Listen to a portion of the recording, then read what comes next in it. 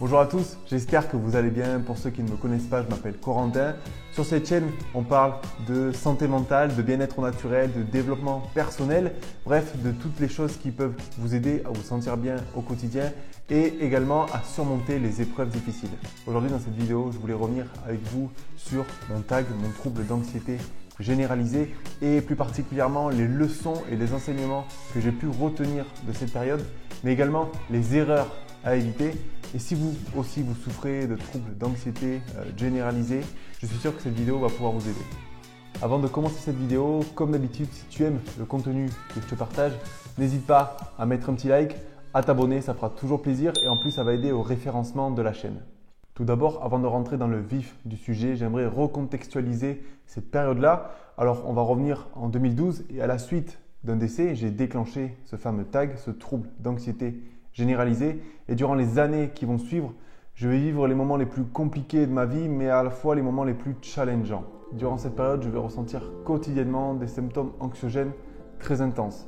Ça va être de la déréalisation, ça va être la sensation de faiblesse, que ce soit dans les jambes ou dans les bras. Ça va être des difficultés à respirer ou encore un stress constant. Et heureusement pour moi, après quelques années d'un travail acharné, je vais réussir à surmonter ce trouble d'anxiété généralisé, notamment grâce aux diverses médecines parallèles, la sophrologie, la naturopathie, l'acupuncture ou encore l'énergétique, mais également grâce au développement personnel qui m'a permis de faire un très gros travail sur moi. Et c'est grâce à tout ça que j'ai pu tirer des enseignements de cette période d'anxiété. D'ailleurs, n'hésitez pas à me dire en commentaire si vous voulez que je revienne de manière plus détaillée sur mon vécu, sur mon parcours, afin de pouvoir vous éclairer sur certains points et pouvoir également vous aider. Après quelques années à avoir fait face à ce trouble anxieux, il y a certaines choses, certaines notions que j'aurais aimé comprendre, que j'aurais aimé apprendre plus tôt, afin justement d'éviter ces erreurs et je vais vous les partager aujourd'hui.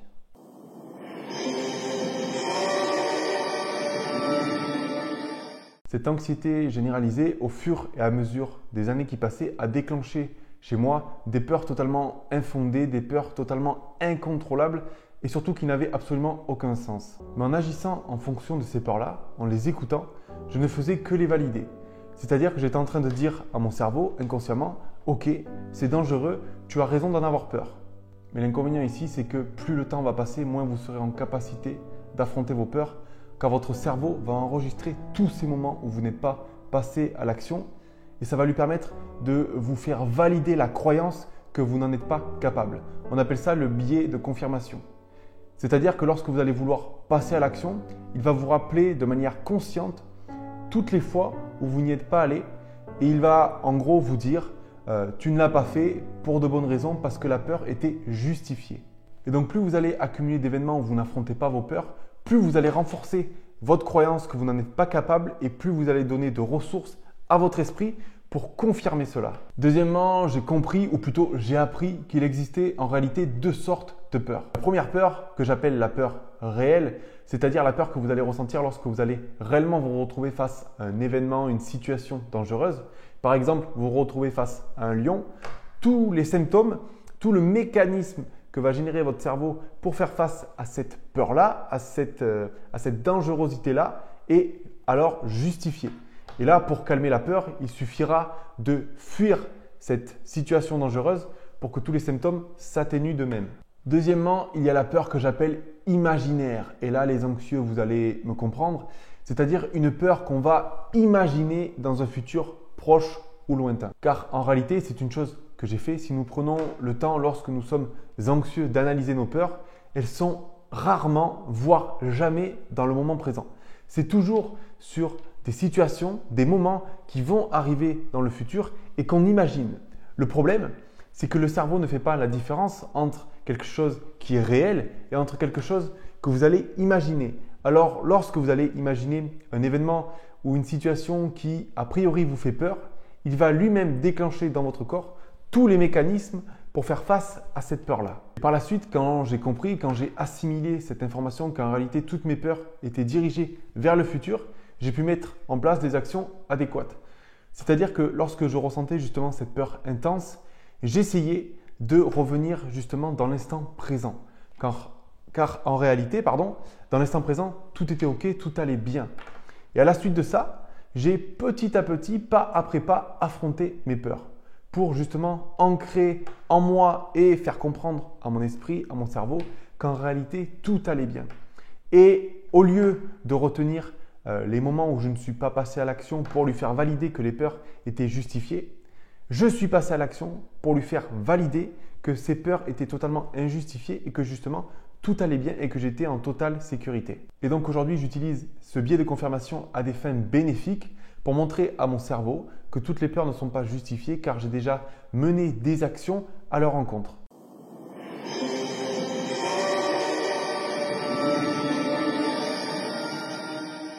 Durant mes premières années d'anxiété, j'étais incapable de comprendre ce que j'étais en train de vivre.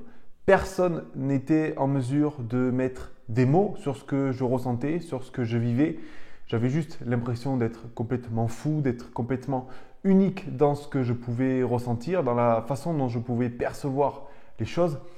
Et donc forcément, plus les mois passaient et plus j'ancrais et je validais la croyance que seule une personne extérieure pourrait me sortir de cette situation, me faire comprendre ce que j'étais en train de vivre et donc me débarrasser de ce trouble anxieux. Quelques années après, et heureusement pour moi, grâce à une meilleure compréhension de ce qu'était l'anxiété, de ses symptômes, et aussi grâce à un gros travail sur moi-même, notamment dû au développement personnel, j'ai compris qu'en réalité, toutes les ressources et les solutions étaient en moi. Car après tout, il s'agissait de mon histoire, il s'agissait de ma perception par rapport aux événements que j'avais pu vivre qui avaient déclenché ce trouble anxieux.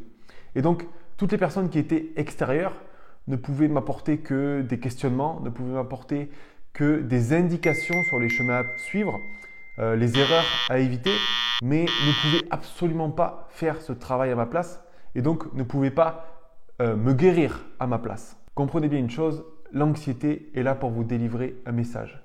Et ce message est forcément lié à votre histoire, à la perception que vous avez eue par rapport à certains événements qui ont donc déclenché cette anxiété. Et comme je l'ai dit, les personnes qui sont extérieures, les personnes qui vont vous accompagner, que ce soit des sophrologues, des psychologues, peu importe, ils vont vous donner des clés, mais vous allez être les seuls à pouvoir les utiliser et à savoir ce que vous devez en faire.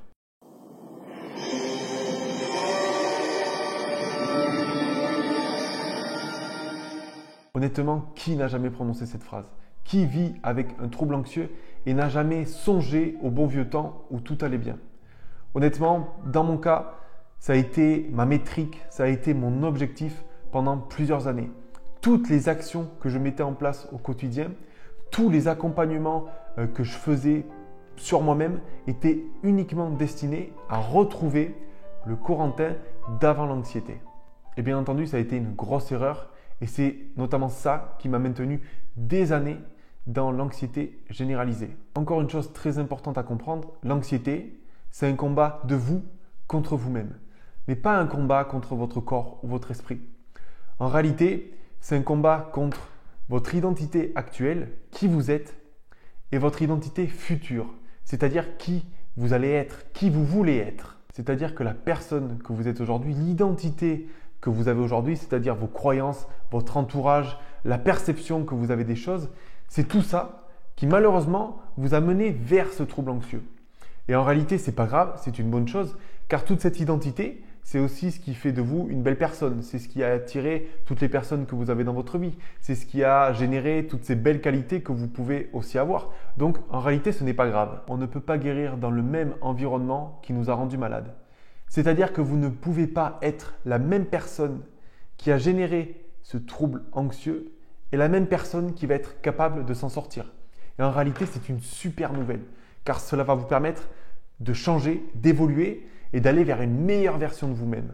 Mais maintenant, pour atteindre cette nouvelle identité, il va falloir se poser les bonnes questions. C'est-à-dire, qui vous voulez être? Qu'est-ce que vous voulez réellement faire de votre vie? Qui avez-vous besoin dans votre entourage? Quelles croyances avez-vous besoin de générer pour sortir de ce trouble anxieux? À l'inverse, quelles croyances avez-vous besoin d'abandonner? Je sais que c'est une partie très compliquée à réaliser car ça va demander une réelle introspection en nous-mêmes. Ça va nous demander une certaine remise en question également. Mais en tout cas, ce que je peux vous dire, ce que j'ai pu voir que ce soit dans mon cas personnel, dans les personnes que j'ai accompagnées qui ont guéri de l'anxiété, ou même juste des personnes avec qui j'ai pu échanger, qui ont guéri de l'anxiété ou qui ont surmonté des événements compliqués. On a tous un point commun, on est tous différents de la personne qu'on a été lorsque tous ces événements sont arrivés dans nos vies et la personne que nous sommes devenus lorsque nous sommes sortis de tous ces événements-là.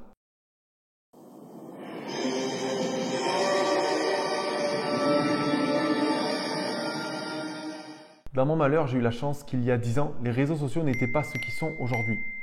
Cela m'a permis d'éviter de m'y réfugier et c'est, je le sais aujourd'hui, ce qui a aussi favorisé ma guérison. Car il faut être sincère, aujourd'hui beaucoup se regroupent sur les réseaux sociaux, que ce soit les groupes Facebook, que ce soit les forums, mais en réalité ils ne font qu'entretenir le mal, qu'entretenir l'anxiété.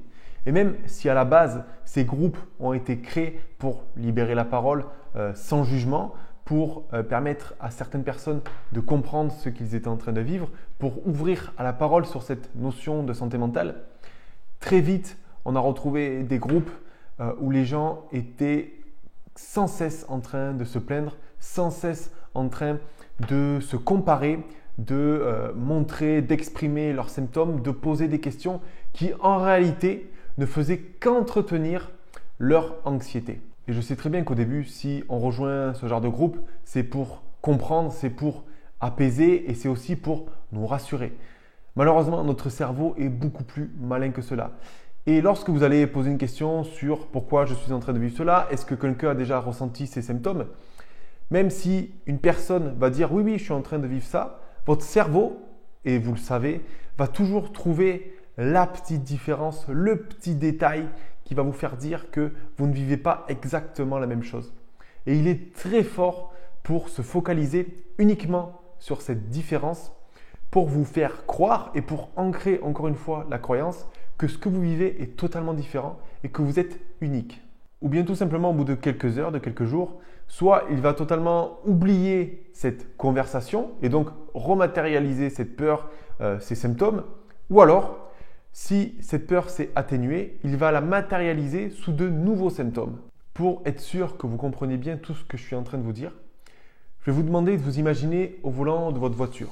C'est un samedi après-midi, il fait beau, il fait chaud, vous allez chez un de vos meilleurs amis, vous roulez, tout se passe bien et tout d'un coup, la voiture fait un bruit bizarre et elle s'arrête, vous tombez en panne.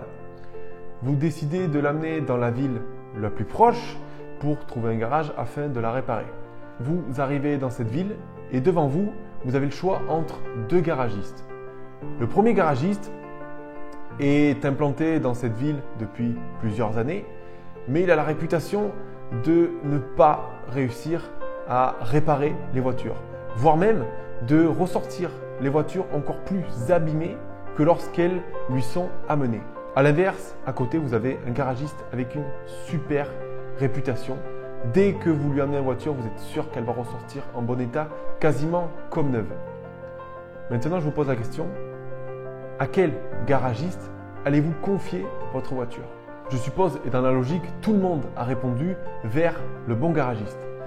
Maintenant, laissez-moi faire le parallèle avec ce que j'ai tenté de vous expliquer avant.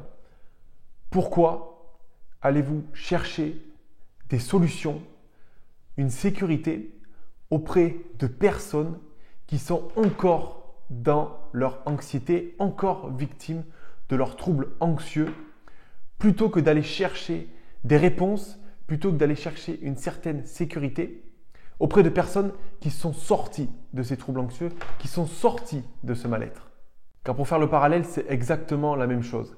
Le mauvais garagiste, celui qui ne réussit pas à réparer les voitures, est en réalité une personne qui est toujours en train de vivre cette anxiété, mais qui essaye de s'en sortir, qui essaye d'apporter des conseils en matière de réparation, alors qu'elle n'est pas capable de réparer elle-même sa propre voiture. A l'inverse, vous avez le bon garagiste qui a appris des choses, qui a appris une méthodologie et qui réussit, lui, à soigner du coup son anxiété, à réparer sa voiture. Pourquoi faire le choix d'aller vers une personne qui est encore en souffrance, qui est encore dans le même état que vous au final? Le résultat que vous allez avoir en agissant ainsi, cela va être d'entretenir cette anxiété, de favoriser cette anxiété. Un deuxième point essentiel dans cette notion de comparaison, c'est que personne, je dis bien personne, n'a votre histoire, n'a vécu ce que vous avez vécu, n'a eu le même entourage que vous, n'a eu les mêmes croyances que vous, n'a eu la même éducation que vous. Et tous ces paramètres-là, et je pourrais en citer des dizaines et des dizaines d'autres, font de vous une personne totalement unique. Et c'est parce que vous êtes unique que vous ne pouvez absolument pas comparer vos ressentis, comparer vos symptômes, comparer ce que vous êtes en train de vivre avec une autre personne. Encore une fois, je vais vous donner une image pour être sûr que vous compreniez bien ce que je suis en train de vous expliquer. Je vais vous demander d'imaginer la comparaison entre une Ferrari et une Twingo. En réalité, hormis le fait que ce sont des voitures, c'est bien la seule chose qu'elles ont en commun. Que ce soit leur moteur, que ce soit leurs pneus, que ce soit leur châssis, que ce soit même leur carrosserie, elles sont totalement différentes. Et bien en réalité, c'est la même chose pour vous. La seule chose que vous avez en commun avec d'autres personnes auxquelles vous allez pouvoir vous comparer, c'est que vous êtes tous les deux des êtres humains, mais c'est tout. Que ce soit vos croyances, comme je l'ai dit, que ce soit les événements que vous avez vécus, que ce soit l'entourage que vous avez, tout cela définissent des paramètres bien différents, ce qui vous rend totalement unique. Alors s'il vous plaît, comme l'image que je viens de prendre entre la Ferrari et la Twingo, ne faites pas l'erreur de vous comparer.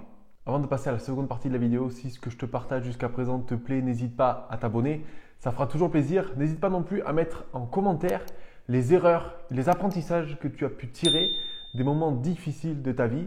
Ça peut toujours aider d'autres personnes. Dans cette seconde partie de la vidéo, je vais vous partager les enseignements que j'ai pu tirer de cette période d'anxiété généralisée, car malgré ce qu'on peut penser, il y en a eu. Certains m'ont même permis de guérir beaucoup plus rapidement.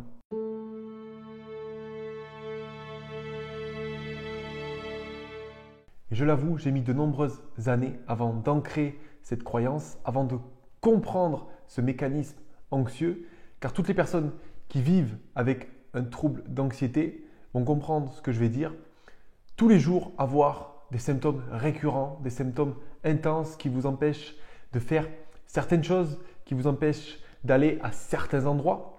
C'était vraiment très compliqué d'ancrer qu'en réalité, tout ce que j'étais en train de vivre était bienveillant.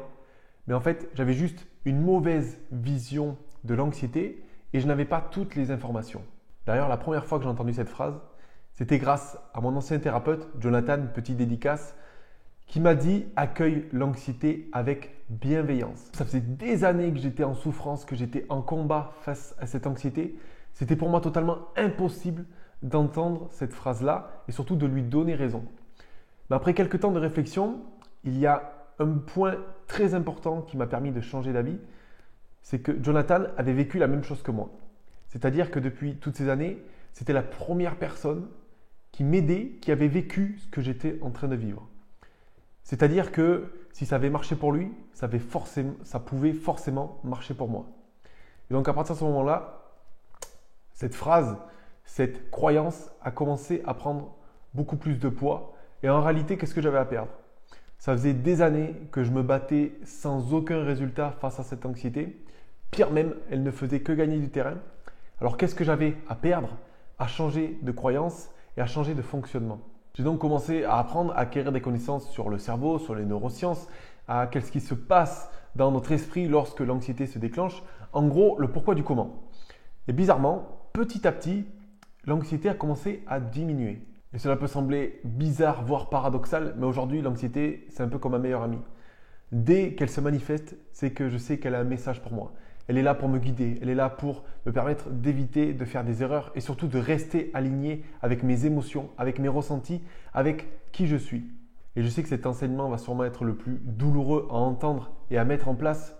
Mais aujourd'hui, grâce à cette compréhension, grâce à cette croyance, ça m'a permis déjà, premièrement, de sortir de cette anxiété, mais encore mieux d'apprendre à me connaître, d'apprendre à m'écouter et d'apprendre à être aligné avec qui je suis et avec ce que je veux réellement.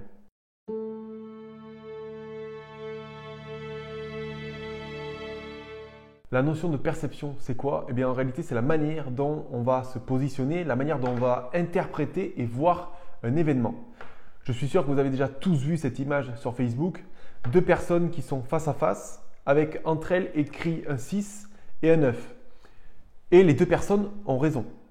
Et c'est ça qu'on appelle la perception. Il est possible sur chaque événement d'avoir une perception différente. La première fois que j'ai entendu parler de cette notion, c'était sur une vidéo YouTube du coach en développement personnel David Laroche. Et au début, c'était une notion assez abstraite, voire complètement illogique pour moi. Elle ne pouvait pas s'adapter à tous les événements. Par exemple, je vais vous prendre quelque chose de très concret qui va parler à tout le monde, la notion de mort, le décès. Pour moi, ça ne pouvait absolument pas s'adapter à cette notion-là. Mais en réalité, j'ai compris que c'était réellement possible. Si on regarde dans l'univers, il n'y a rien qui est que tout noir ou tout blanc, que positif ou que négatif. C'est ce qu'on appelle communément l'équilibre des choses. Par exemple, si on reprend un sujet tel que la mort, qui a été pour moi la source de mon anxiété, la source de mes peurs, on peut également avoir une double perception face à cet événement-là. En Italie, certaines familles très croyantes font la fête après un décès, car pour elles, cela signifie que l'être perdu a rejoint le ciel, a rejoint le paradis, qu'il a rejoint déjà les êtres qui les ont quittés. Et pour eux, c'est une joie. Donc, ils font la fête pour ça. Si on remonte encore plus loin et qu'on se réfère à l'histoire, pour les Vikings, c'était un véritable honneur de mourir sur le champ de bataille. Car pour eux, cela signifiait qu'ils allaient rejoindre le Valhalla. Alors, je sais que c'est un sujet encore très tabou et c'est bien pour ça que je l'ai choisi.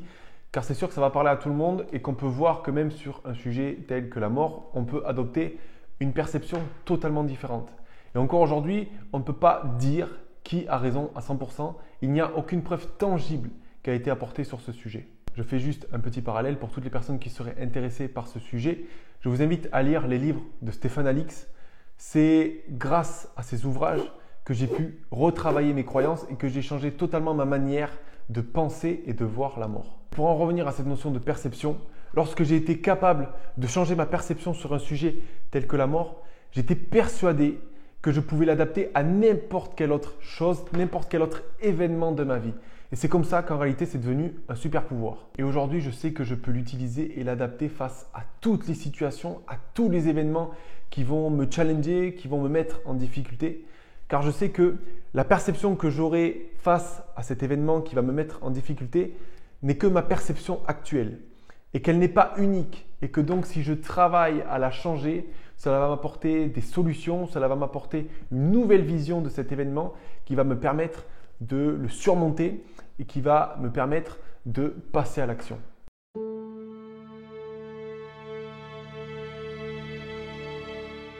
Pour finir, quelque chose de très important, c'est de ne pas se définir en tant qu'anxieux ou de se définir par rapport à nos peurs. Pendant très longtemps, je n'ai cessé de me répéter « je suis anxieux, je suis agoraphobe, je ne peux pas faire ceci ou cela à cause de mes peurs ». Je n'arrêtais pas de m'identifier et de me définir par rapport à elles. Et malheureusement, en tenant ce discours, j'associais mon corps, mon esprit et tout mon être à ces choses-là. Et vous n'imaginez pas le pouvoir des mots et la répercussion qu'ils ont sur tout votre corps. Et lorsque j'ai pris conscience de ça, pendant plusieurs semaines, je me suis challengé à ne pas répéter « je suis anxieux », mais à me répéter « je fais de l'anxiété ». À ne pas répéter « je suis agoraphobe », mais à répéter « je fais de l'agoraphobie ». À dissocier ce mal de moi. Et en réalité, ça a complètement changé les choses.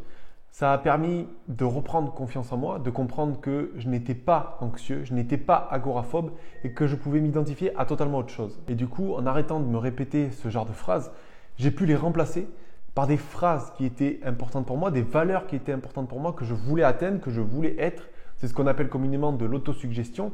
Et je me répétais, je suis confiant, je suis heureux, je suis comme ci, je suis comme ça, je peux faire ci ou je peux faire ça. Que des choses positives afin que mon cerveau puisse les ancrer et puisse s'identifier et me définir en tant que tel. Cela peut paraître idiot dit comme ça, mais les anxieux, je sais que vous allez savoir de quoi je parle, de se répéter continuellement qu'on est anxieux, qu'on est ceci, qu'on est cela, ne font qu'aggraver notre anxiété, nos peurs, nos ressentis, nos émotions. Et si ça marche de manière négative, c'est que cela marche aussi de manière positive. Alors je sais qu'il va falloir casser ce cercle vicieux et instaurer un cercle vertueux, mais les bénéfices à en récupérer sont absolument exponentiels et ça va réellement vous changer la vie. Et encore aujourd'hui, cette autosuggestion positive permet de créer une identité, une personne que je désire être et à l'inverse, me permet de ne pas être qui je ne souhaite pas être et d'identifier à moi des choses dont je ne veux pas. Et grâce à ça, je suis beaucoup plus aligné avec moi-même, je suis beaucoup plus aligné avec mes valeurs et avec qui je souhaite être, ce que je veux faire de ma vie. Et à contrario, je suis beaucoup moins sujet au stress et cela favorise même ma confiance en moi. Et bien voilà, nous arrivons au terme de cette vidéo qui aura été très intense. J'espère que vous aurez pu apprendre des choses, que ça va pouvoir vous aider. Cette vidéo était très importante pour moi car ce sont des notions qu'on aborde peu quand on parle d'anxiété et pourtant je trouve que c'est très important pour avancer lorsqu'on est dans un trouble anxieux et pour même réussir à le surmonter.